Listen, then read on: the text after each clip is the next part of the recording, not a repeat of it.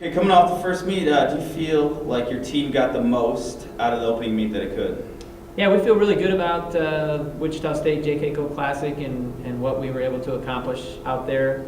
The idea was to have a pretty controlled game plan and run as a group the first half of the race, so the first 2K for the women and the first 3K for the men. And I thought they executed that really well, and then they kind of got after it the second half of the race and moved up. And I thought our women were, to a T, perfect. Loved the way they competed the second half of the race and communicated. So they didn't just take off after they ran together the first half. They communicated, talked to each other, and they were working their way around the course. And I thought, some nice, what we expected, where we would be, and had some nice, pleasant surprises for the youngsters as their first race. So, yeah, we're really excited about what we got out of that meet. I think travel-wise, it was pretty easy for the kids, easy to recover. I think that's a piece of that first meet that I always think about. And then from a racing standpoint, I feel really good about where we're at. How does the game plan heading to a race change as you progress through the season?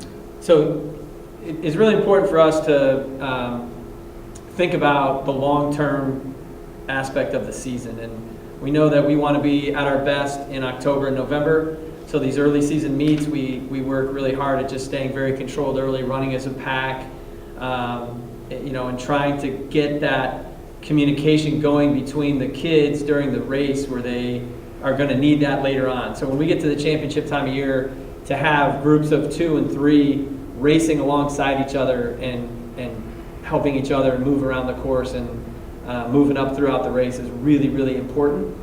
So to try to do that on a smaller scale at these early season meets are really important. And then as we get more aggressive in the first half of the meets moving forward, we hope that those fundamental principles carry out and they continue to do that even though they're getting out faster and more aggressive and they're getting after it early in the race and starting to feel that discomfort earlier. They're still able to work together and communicate. So as we move out, we'll run a little bit more aggressive this weekend, and then at Oklahoma State we'll unleash the Lions and we'll let them get after it and really be ready to race.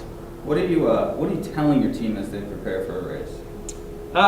We try to focus on making sure that we execute the game plan that we lay out. We focus on day to day leading up to the meet. Certainly focus on the process. We talk about that every day. That's really important to be process oriented and just take one day at a time and make sure that we execute each workout, each recovery day the right way, and we don't get ahead of ourselves. And so then as we prepare for the meet, each day gets a little bit more amped up. So you emotionally get a little bit more prepared as you get one day closer to race time. And you certainly want to, I'm a big believer in, you save your big effort for race day. So we want to make sure that we don't get overhyped early on or have a big team meeting the night before. When I was younger coach, I used to have these great team meetings. Man, we walk out and feel like you're going to bust through the wall. And then the next day they would just fall flat on their face, and they were just emotionally spent. So we try to save that for race day and just build up all the way to race time and let them use that emotional energy during the race. For you as a head coach, what is a successful race as a team? I always like to think of the ability to execute a game plan, communicate well together as a team, always finishing fast. I don't think I would ever consider something a great weekend if we're not the team that's flying by people down the home stretch. That's something that's really important to our program.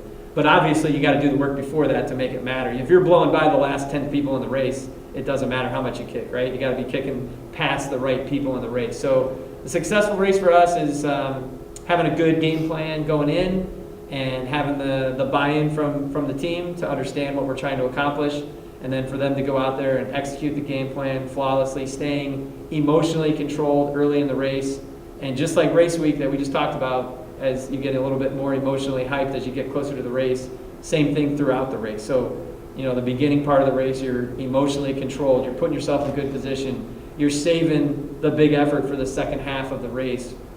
And if we can do that, and then we can communicate, and when we break off, if we have a group going out together for the first part of the race, and then we say, okay, at this point you guys can take off, as long as they don't string out like an accordion and just start running 5 meters apart, that drives me crazy.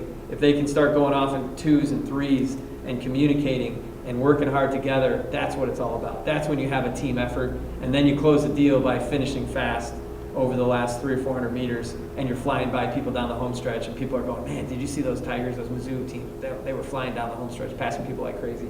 Then we sit back and we say, hey, that was a great effort. That was a great effort. And we'll take that and we'll move on to the next one.